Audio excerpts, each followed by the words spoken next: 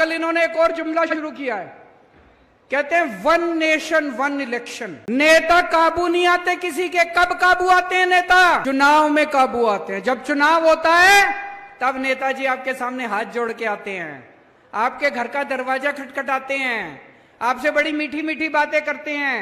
जो आप कहते हो सब चांद मांगोगे, चांद भी देंगे नेताजी। चुनाव में काबू आते हैं नेता। कभी विधानसभा चुनाव होता है, कभी लोकसभा चुनाव होता है, कभी पंचायत चुनाव होता है, कभी नगर निगम का चुनाव होता है। अब ये नेताओं ने, बीजेपी वालों ने मिलकर ठान ली, बोले यार रोज रोज की पचड़ा खत्म करो, 5 साल में अब एक ही चुनाव होगा। सारे चुनाव कहते हैं एक साथ होंगे, सारे चुनाव एक साथ कराएंगे, 4.5 साल घूमेंगे, ऐश करेंगे पूरी दुनिया में। पेरिस जाएंगे, टोक्यो जाएंगे, लंदन जाएंगे, अमेरिका जाएंगे, कनाडा जाएंगे, सिंगापुर जाएंगे, ऐश करेंगे 4.5 साल।